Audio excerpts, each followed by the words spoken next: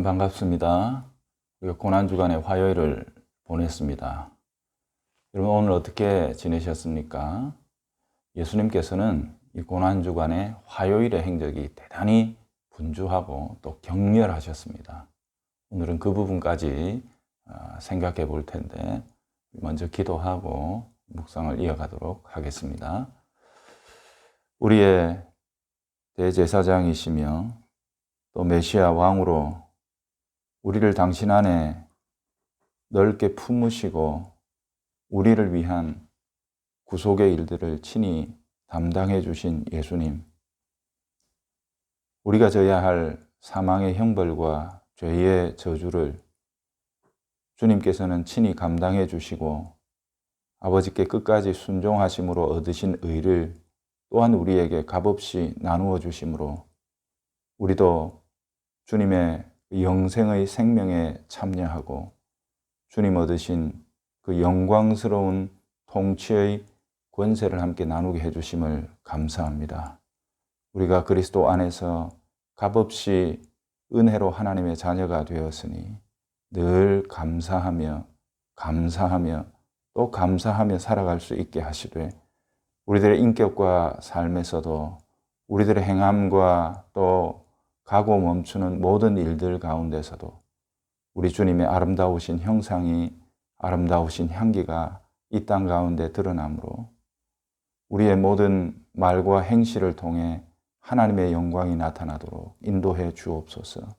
이 고난의 한 주간 동안 예수님은 당신께서 이 땅을 살아가시며 또한 이 땅을 사시는 목적이 무엇인지 어떤 방식으로 살아야 하는지를 우리에게 가장 선명하게 보여주셨으니 집중하여 생각하고 묵상하면서 우리로 하여금 예수 그리스도를 온전히 닮아가는 매일매일의 삶이 되게 하여 주옵소서. 예수님의 거룩하신 이름으로 기도합니다. 아멘. 자, 고난주간의 행적들을 살펴보고 있는데요. 자, 오늘은 마태복음 21장 23절에서 27절까지 말씀을 제가 먼저 읽고 시작하도록 하겠습니다. 예수께서 성전에 들어가 가르치실새 대제사장들과 백성의 장로들이 나와 이르되 네가 무슨 권위로 이런 일을 하느냐 또 누가 이 권위를 주었느냐. 예수께서 대답하시되 나도 한 말을 너희에게 물으리니 너희가 대답하면 나도 무슨 권위로 이런 일을 하는지 이르리라. 요한의 세례가 어디로부터 왔느냐 하늘로부터냐 사람으로부터냐. 그들이 서로 의논하여 이르되 만일 하늘로부터라 하면 어찌하여 그를 믿지 아니하였느냐 할 것이요 만일 사람으로부터라 하면 모든 사람이 요한을 선지자로 여기니 백성이 무섭다 하여 예수께 대답하여 이르되 우리가 알지 못하노라 하니 예수께서 이르시되 나도 무슨 권위로 이런 일을 하는지 너희에게 이르지 아니하리라. 아멘. 자, 고난주간의 행적, 어제 월요일의 행적을 봤어야 하는데 저희들이 이 6월절 절기의 시간들을 어떻게 보고 또 우리들의 시간대와 어떻게 맞춰 나가야 하는지 그게 사실은 쉽지 않습니다. 복잡합니다. 활동하는 시간들은 거의 다 비슷하지요. 하지만 그 날을 나누는 경계가 다르다 보니까 우리에게 낯설고 어색한 점이 있어서 힘겨운데 특별히 이 6월절 절기를 지날 때에는 그 시간적인 틀들을 한번 이해해 보는 것은 중요하거든요. 그래서 어제 서론을 봤기 때문에 오늘 사실상 월요일, 화요일 다 봐야 합니다. 물론 주님께서 이 고난주간의 행적을 시작하실 때 우리는 의미 있게 접근하려고 하면 지난 토요일부터 사실은 봐야 하거든요. 그래서 오늘도 토요일부터 화요일까지 이르는 스토리텔링을 중심으로 쭉 이어가도록 하겠습니다. 올해 이 고난주간에 우리가 함께 묵상하는 내용은 이런 형태로 진행을 하겠습니다. 내년에는 이 내용들을 다시 하나하나 좀 더 자세하게 포커스를 맞추어서 의미를 분석하고 적용하고 그렇게 해나갈 수 있을 거라 생각을 합니다. 자, 우리가 성경에 보듯이 고난주간, 시간을 어떻게 나눌 것인지를 먼저 한번 생각을 하고 지나갈까요? 우리는 0시에서 24시, 그죠? 또 0시에서 이 정도 24시, 또 24시. 이렇게 나누면서 하루를 이렇게 쭉 이어갑니다. 이게 이제 우리들의 하루입니다. 우리들의 하루를 이런 식으로 쭉 진행해 나간다면 유대인들의 하루는 언제 시작해서 언제 이렇게 마무리된다고 했죠? 그 전날 일몰에서 시작하죠. 일몰에서 시작해서 이날 일몰. 그러니까 아까도 얘기했듯이 활동하는 시간은 거의 비슷하죠. 밤 되면 자고 새벽에 일어나고 뭐 이렇게 해서 주로 활동하는 시간은 요만큼인 거는 똑같은데 이 활동하는 시간 속에 유대인들은 날이 바뀐다. 이런 차이가 있어서 우리들과 이해하기가 어렵다고 했습니다. 자, 이렇게 쭉 지나가면 또 이날 일몰. 오후 한 6시쯤 되면 일몰이 보통 있다고 해서 제가 기준을 한 6시쯤 이렇게 잡았죠. 그러니까 우리로 치자면 이게 주일의 행적이고 이게 월요일이고 이게 화요일 이렇게 되겠지만 그 예수님의 그 입장에서 보면 여기가 니산월 14일이 6월절이니까 거꾸로 계산하면 여기가 9일, 니산월 9일, 여기가 10일, 여기가 11일. 아마 이런 식으로 진행이 되지 않았나 이렇게 생각을 합니다. 근데 요한의 기록에 보면 예수님 6월절 엿새 전에, 그러니까 요쯤 되는 거지요. 요 날에 예수님께서 베다니에서 잔치하신 이야기가 여기 나옵니다. 그게 요한복음 12장에 나오지요. 나사로와 마리아, 마르다 3남매가 나사로를 부활시켜 주신 예수님에 대해서 감사의 잔치를 베푸는 게 이날이다. 그렇게 얘기합니다. 마가복음에는 그걸 수요일의 행적으로 집어넣어 놨어요. 그래서 어떤 분들은 수요일의 행적이 맞다 이렇게 보시는 분도 있고 어떤 분들은 여기 요한이 전해주는 대로 그 전주 토요일에 있었던 일이다 이렇게 이제 분석하는 분들도 있는데 저는 아마 이날이 맞지 않나 그렇게 생각을 합니다.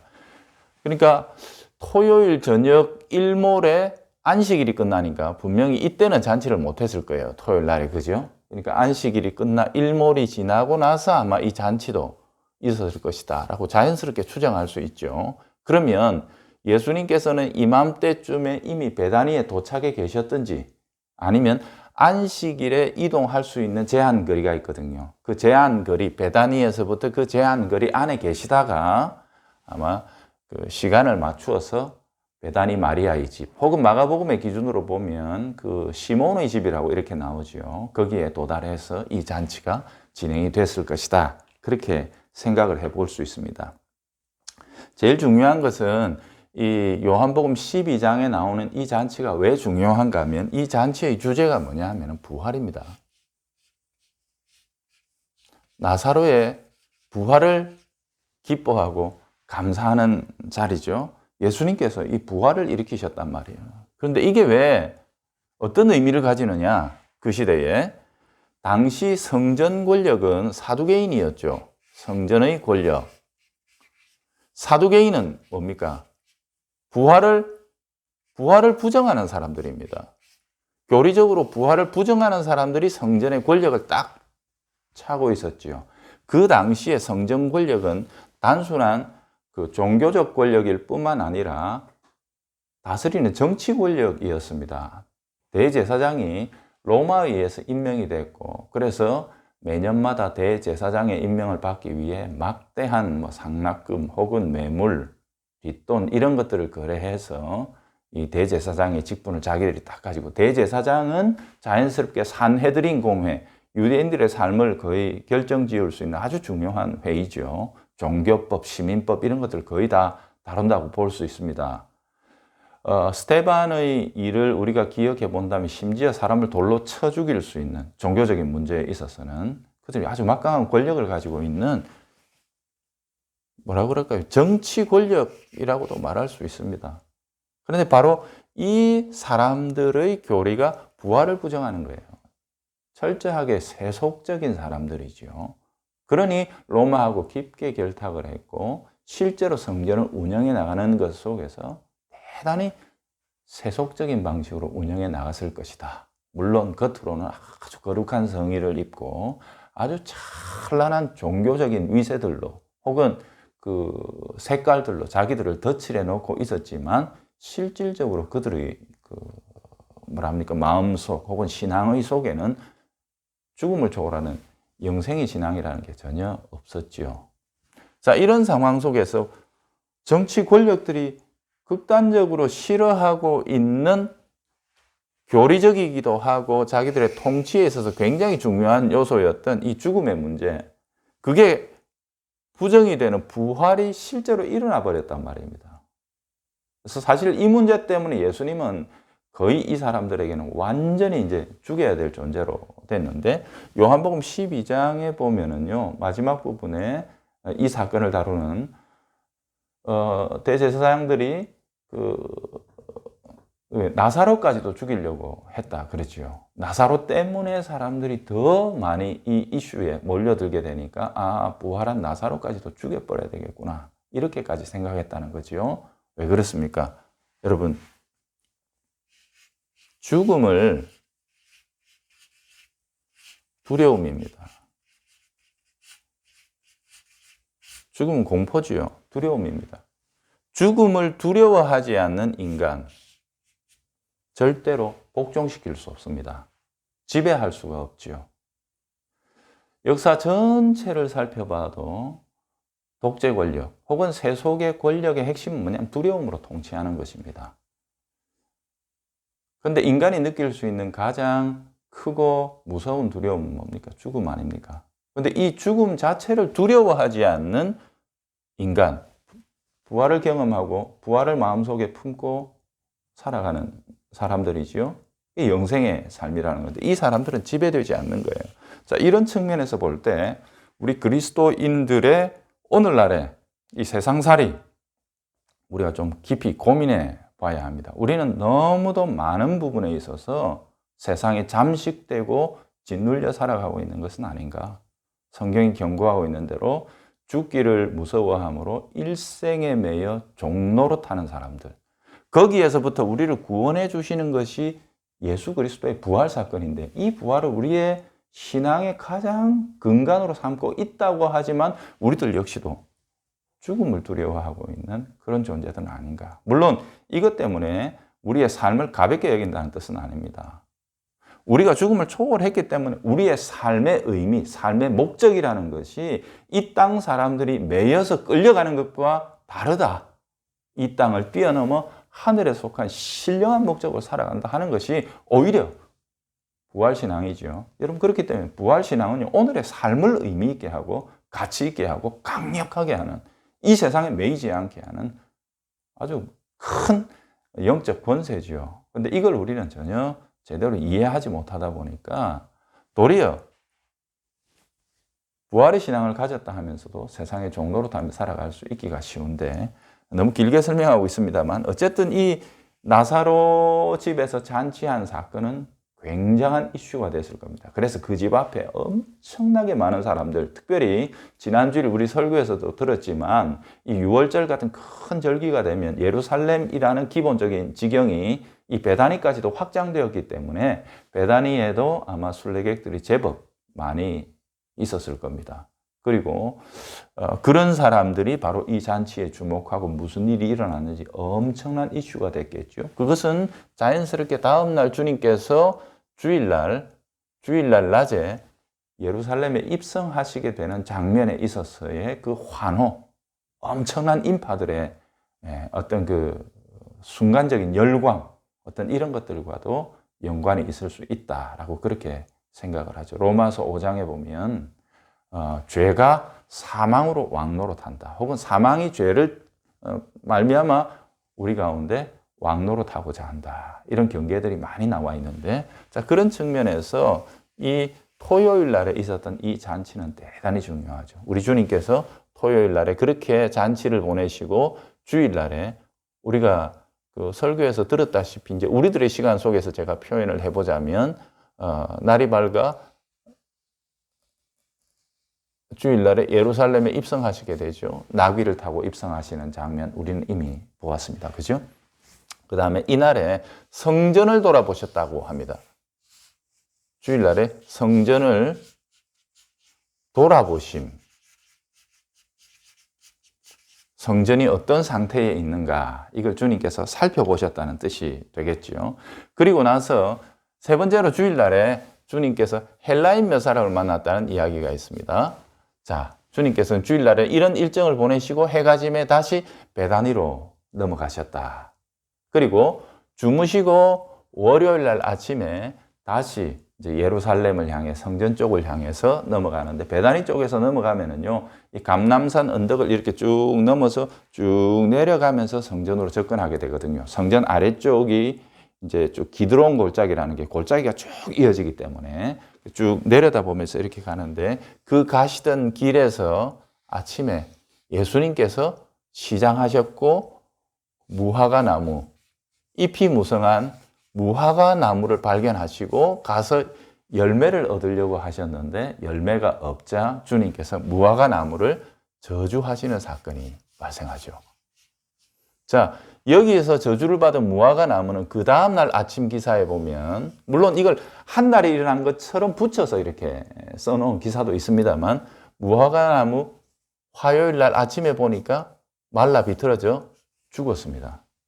그래서 제자들이 이걸 보고 깜짝 놀라서 예수님에게 이야기를 하는데, 그렇다면 이 무화과 나무의 이야기는 단순히 열매가 없어서 저주를 받았다 하는 것보다 월요일 날 성전을 시찰하시고 그 다음에 주일날에, 그리고 월요일 날에 무화과 나무를 저주하시고 곧장 성전에 들어가셔서 성전을 완전히 주님께서 엎어버리는 사건이 일어나잖아요.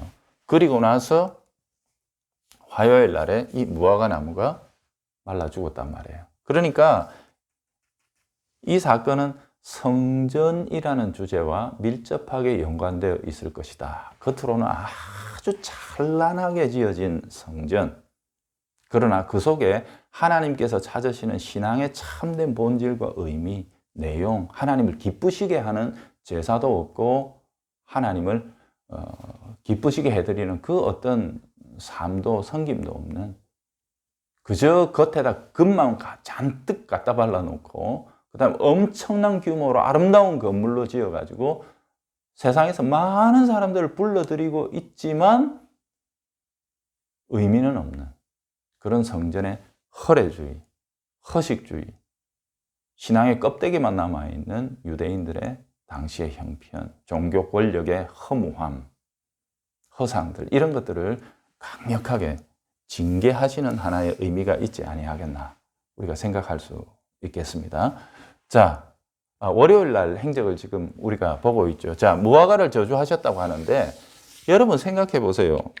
예수님께서 이날 아침에 예루살렘을 향해 가시다가 시장하셨다라고 하는데 이게 자연스러운 일입니까?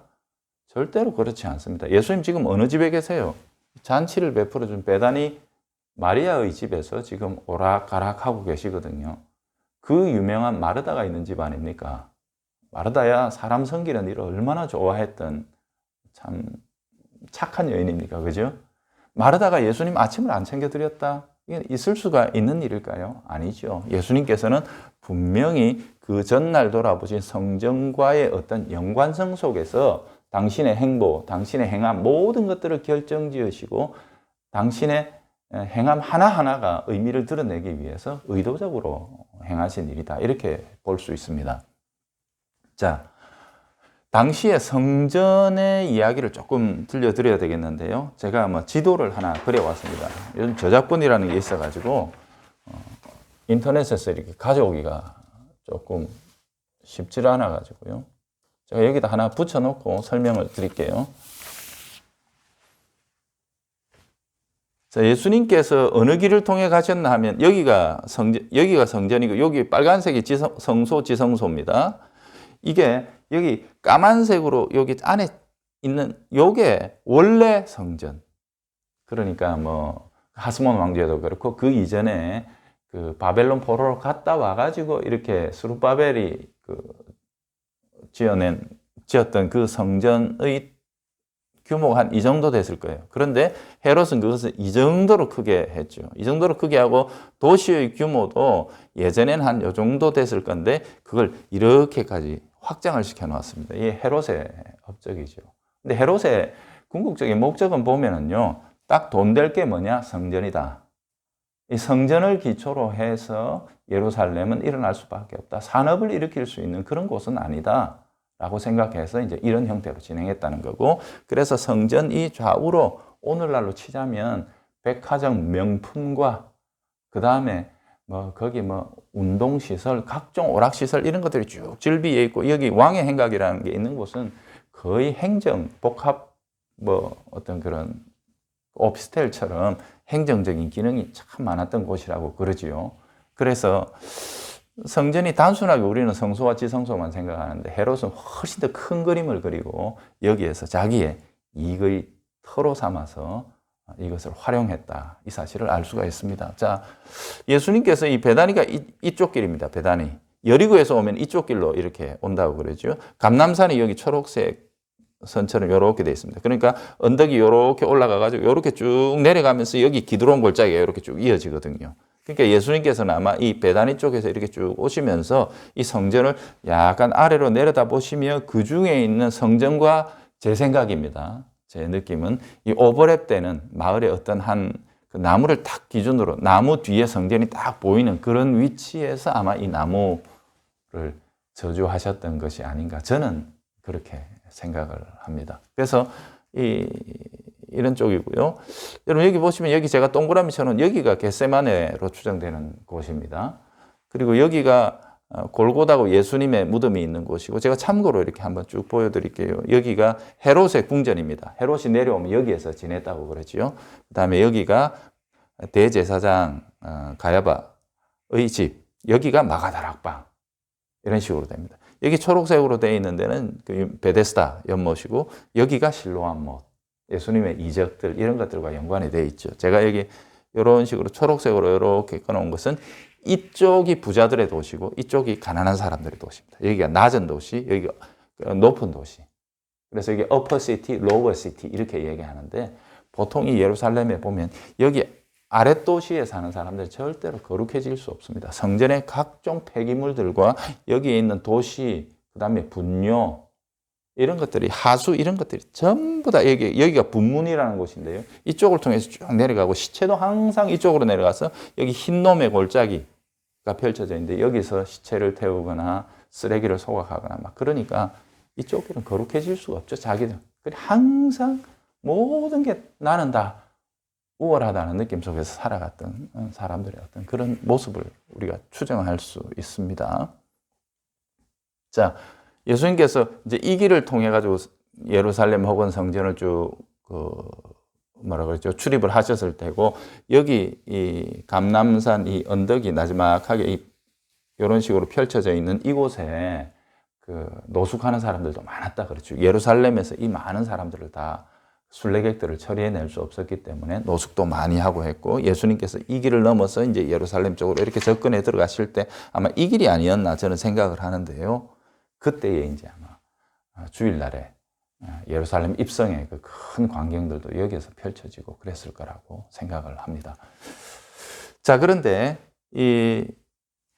여기에 제가 빨간 선으로 이렇게 쭉 쳐놓은 거 있죠. 빨간 선으로 쭉 쳐놓은 거, 이게 뭐냐면 이방인들은 여기를 넘어가면 죽인다 하는 이방인들의 경계선입니다. 그래서 여기가 이방인들의 뜰입니다. 이방인들의 뜰 한켠에 안나스는 대제사장 가야바의 장인이지요. 안나스의 제수용품 가게가 여기 펼쳐져 있었다고 합니다. 거의 독과점에 가까운 것이고, 여기에서 무조건 사면 뭡니까? 제사장들이 제물로서 무조건 합격이지요. 품자 인정을 받고 나오는 거나 마찬가지죠. 그러니 누구라도 가서 여기서 살려고 그러죠. 왜? 밖에서 아무리 흠없이 자기가 고이고이 들어갔어도 제사장 안에서 이거는 여타한 이유로 안 돼. 그러면 안 되는 겁니다. 다시 가져와야 되는 거거든요. 그러니까 여기에서 환전하고 여기에서 제수용품을 사고 하면서 안나스 일가가 막대한 차익을 발생하면서 부를 축적해 나갔던, 그거 가지고 뇌물 주고 계속해서 자기들의 권력을 유지해 나갔던 이런 상황을 주님께서는 보시고 월요일 날에 이 성전을 정화하시고 또 아주 큰 소동을 일으키셨던 그런 부분들을 생각할 수 있겠다 싶습니다. 여러분, 당시에 유대인들의 삶을 보면 그 로마 제국 전체에 보면은 한 400만에서 800만 정도가 유대인이었다 그러죠. 굉장히 많은 이 조그만한 그 나라에 백성들이 흩어져 가지고 그렇게 많았다. 로마 전체 제국 전체 인구의 한 10%가 넘었다고 그러지요. 그러니까 굉장한 인구인데요. 이 사람들은 세상과 섞이지 않았죠. 왜냐하면 당시 헬라 세계, 로마도 마찬가지입니다만 다신교가 자연스러운 그들의 그 신앙 체계였는데 유대인들은 철저하게 유일신 신앙을 가지고 있지 않습니까? 그런데 음식도 다르게 먹어요. 이 날짜도 자기들 마음대로 다르게 계산해요. 특별히 이 사람들은 안식일 반대하면 아무것도 안 해요. 그러다 보니까 유대인들은 로마 제국 내에서 가장 인기 있고 또 갑 중에 갑인 직업 군인을 할 수가 없었습니다. 안식일 전쟁 안 하니까요. 그러다 보니까 유대인들이 정치적으로 출세할 수가 없었습니다. 그들은 그 모든 걸 다 놓고 유대인으로서 외로운 섬처럼 그렇게 살았죠. 로마도 아유 저것들은 안 되겠다. 뭐 죽인다고 될 문제는 아니다. 저렇게 버티고 워낙 또 숫자도 많고 하니까 그래서 군인이라는 자신들의 특수한 신분은 주지 않지만 그대로 내버려두는 뭐 그런 처지에 있다 보니까 항상 외로운 섬처럼 그래서 그들의 마음의 위안은 항상 이 성전이고 예루살렘이고 그럴 수밖에 없죠. 그런데 헤롯 이전까지 이 성전은 초라한 상태에 있었기 때문에 굳이 가봐야 될 만큼 그들의 마음을 끌고 있는 것은 아니었습니다. 그저 늘 마음의 생각 속에 이 뭐랄까요, 그 위안 혹은 의미 이런 것들을 가지고 있었는데 헤롯이 엄청나게 그 당시 로마 제국 7대 불가사의 중에 하나였다 그랬지요. 헤롯이 지은 성전을 보지 않고서는 건축을 논하지 마라. 뭐 이런 말이 있을 정도로 엄청난 그 건물이었고 또 이 주변에도 그렇게 잘 개발되어 있었기 때문에 대단히 이제 사람들의 매력을 끌고 그러다 보니까 유대인들도 점차로 여기에 관심을 갖고 반드시 가봐야 될 곳으로 반드시 순례해야 될 곳으로 사람들이 생각했고 또 여생을 예루살렘 근처에 와서 보내야 되겠다 작정하고 재산 팔아가지고 여기 와서 그렇게 지냈던 사람들이 있다고 그러지 않습니까? 그게 나중에 보면은요, 그 사도행전에 보면은 헬라파, 뭐 히브리파, 과부들 뭐 하고 하는 어떤 그런 부분들하고도 연결이 되거든요. 그들이 여생을 보내는데 돈이 떨어지면 어떻게 합니까? 구제를 받아야 되잖아요. 그 일들을 사회적 복지 중에 하나인데 초대교회가 감당했다 하는 그런 흔적들도 있습니다. 어쨌거나 헤롯 덕분에 이 성전은 굉장히 유명하게 됐고 사람들이 여기를 반드시 가봐야 하고 그리고 로마에서 제도화된 이 성전은 사람들에게 성전세를 부과하고 하면서 엄청난 이 부를 축적해 나갔던 이런 전반적인 흐름들을 보시면서 이 속에 제가 강력하게 표현하지는 않았어도 이 제사장 그룹들의 탐욕과 그 뭐랄까요 이 합법적인 쉽게 말하면 갈취 비슷한 거죠. 이런 것들을 통해서 이 주머니를 많이 채웠기 때문에 당시에 이 성전 중심의 종교라는 것은 거의 세속 정치와 하나도 다를 바가 없었다. 이렇게 볼 수가 있겠습니다. 주님께서는 그런 의미에서 이 성전 기능의 폐기를 그들의 가운데서 선언하신 것이다. 이렇게 볼 수가 있죠. 자, 여러분 성전과 이 월요일까지의 이 예수님의 행적을 보면서 우리가 한 줄 정도 혹은 한마디 정도 결론을 내리는 것은 그 선을 가장한 악, 성전 권력자들, 그 다음에 거룩을 가장한 탐욕과 어둠, 죄악. 이것이 가장 극복되기 어렵고 스스로 속기 쉬운 겁니다. 오늘날에도 마찬가지입니다. 목사 타락하는 게 제일 무섭습니다. 왜냐하면 그 행하는 일들이 그의 직업적인 섬김, 모든 이런 것들이 다 거룩 혹은 온전함, 신앙 이런 것들로 덧칠이 되어 있기 때문에 그 속에 탐욕이 자리 잡고 그 속에 죄와 어둠이 자리 잡으면 가장 무서운 형태의 죄가 발생할 수 있는 자리가 되죠. 그런 의미에서 당시도 마찬가지지만 오늘날에도 우리 성도들은 주님의 교회를 섬기는 일꾼들을 위해서 특히 말씀의 사자들을 위해서 기도해야 합니다. 그들이 거룩하고 온전하게 보존되어 하나님의 거룩한 말씀을 선포하기에 그리스도의 심장을 가지고 성도들을 돌아보기에 부끄러울 것이 없는 일꾼이 되도록 함께 기도하고 보살피고 동력하고 그렇게 해줘야 하는 것이 마땅하죠. 자, 그리고 나서 주님께서는 어차피 또 일몰이 되면 베다니로 돌아가셨을 테고 베다니로 돌아가서 화요일 날 일정을 이렇게 진행하시게 되는데 여러분 월요일 날 성전을 이렇게 뒤집어 놨으니까 이 성전의 권력자들이 어떻게 됐겠습니까? 이게 화요일 내일 또 올 건데 요거 이제 한번 잡아가지고 완전히 맛을 좀 보여줘야 되겠다 하고 작정하지 않았겠어요? 그래서 이 화요일 날에는요 아침에 입성하시면서 저주하신 무화과 나무가 말라버린 이 사건 외에도 성전에서 예수님이 가장 격렬하게 논쟁하시는 일이 펼쳐집니다. 논쟁 1번 이렇게 할 수 있고요. 두 번째는 예수님이 이 논쟁을 끝내고 가시다가 이 감람산 자락 어딘가에서 제자들과 길게 이어지는 감람산 설교 혹은 감람산 강화 가르침 이렇게 이야기하는 거예요. 이게 마태복음 24장 25장 주님께서 아주 경고의 말씀으로 주셨던 내용이죠. 종말의 어떤 징조들 어떤 이런 것들을 쭉 길게 하신 날이 이 화요일입니다. 이 사람들이 예수님을 가만히 두려고 하겠어요? 자, 그런데 이 화요일 날에 일정 중에 재미있는 것은 예수님께서 이들과 논쟁하신 장소가 여기입니다. 여기 제가 이 파란색으로 해놨던 이 부분은 여인의 뜰이라는 곳입니다. 여인의 뜰. 아까 여기가 이방인의 뜰이라 그랬죠. 그죠? 이방인의 뜰을 쭉 지나서 여기 가면 여인의 뜰. 여기서부터가 본격적인 진짜 성전 경내로 인식했던 공간이라고 볼 수 있어요. 자, 여인의 뜰이 있고 여기 까만 줄이 하나가 있는 여기가 아주 좁다란 남자의 뜰 해가지고 이 남자의 뜰은 별건 아니고요. 여자들은 들어갈 수 없는 곳인데 거기에서 제사장들이 섬기는 모습을 이렇게 볼 수 있는 그 정도의 공간이 남자의 뜰로 있었고요. 안에가 제사장의 뜰이고 성소, 지성소가 있는 이런 구조였는데 그 당시에 있어서 이 여인의 뜰은 이 성전 권력자들 누구라도 공인된 무슨 학자라 그럽니까? 사람들에게 주목을 받는 소위 말하는 인정된 학자.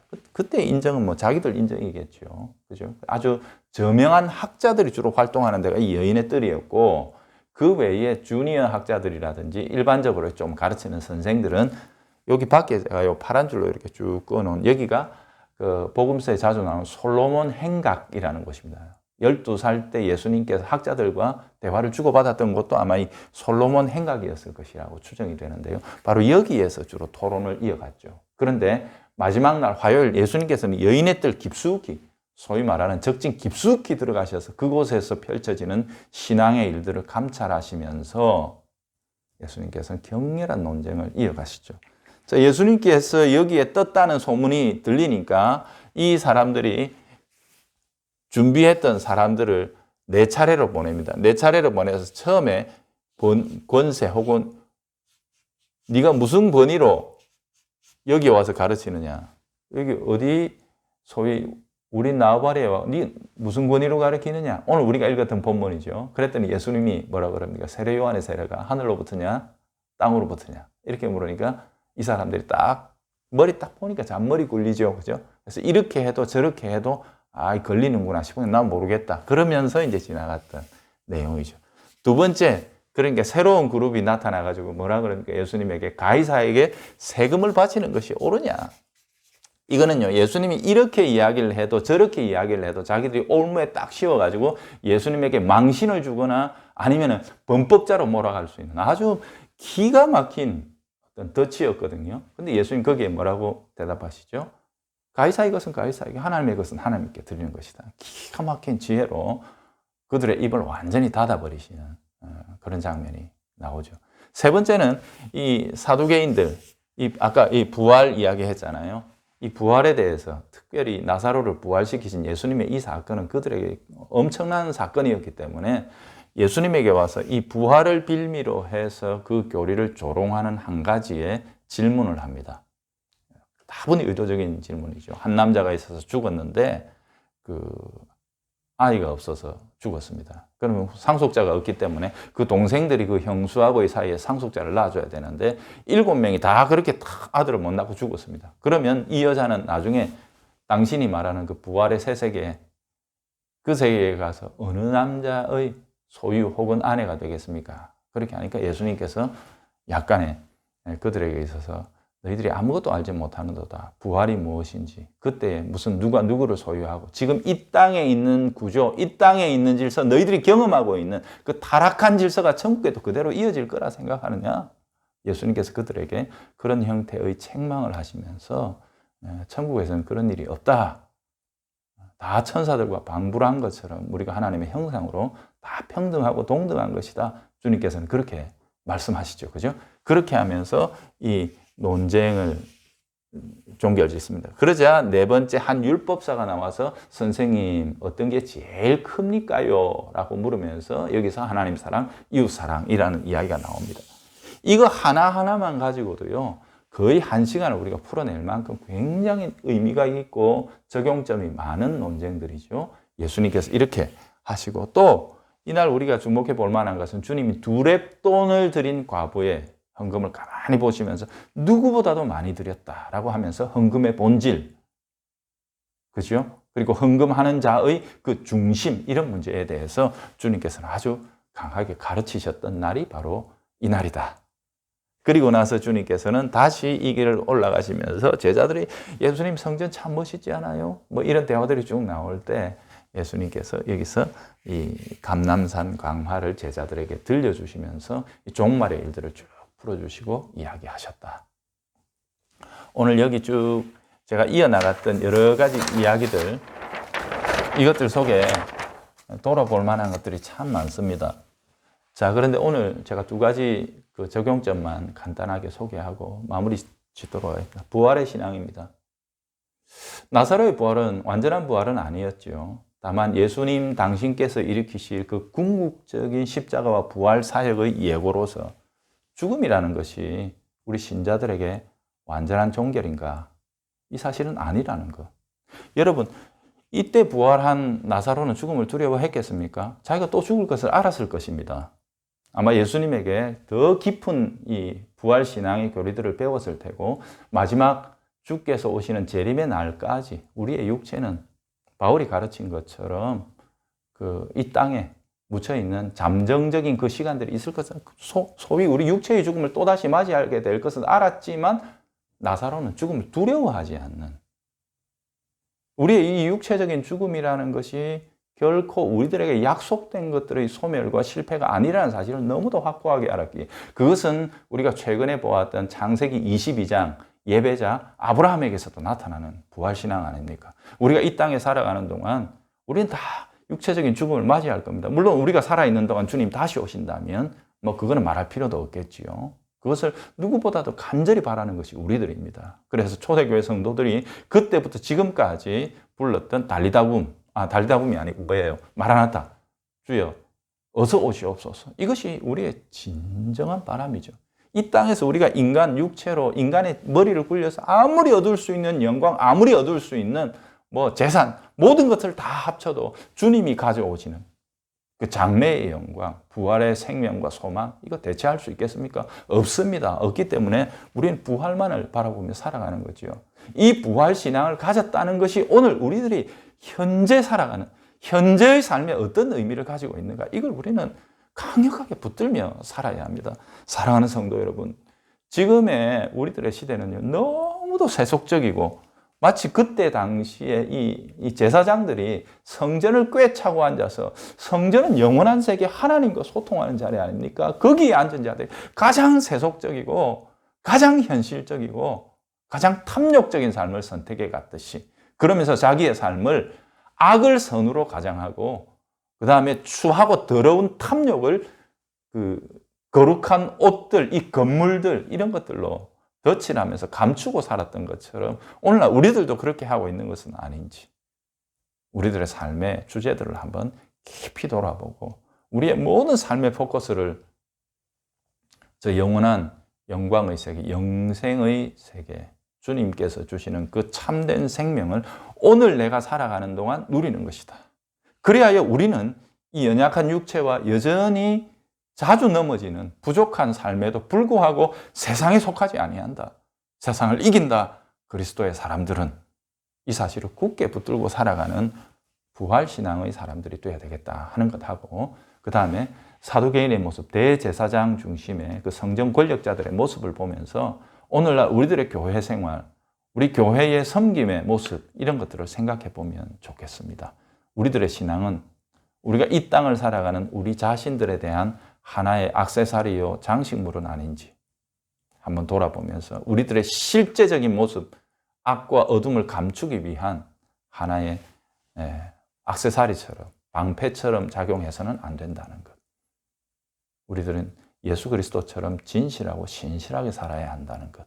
이 두 가지를 오늘 적용점으로 한번 생각해 보면서 고난주간 화요일 주님은 참 힘겹게 지나신 이 날에 마무리 묵상을 했으면 좋겠습니다. 기도 제목 가지고 기도하고 내일 다시 만나겠습니다.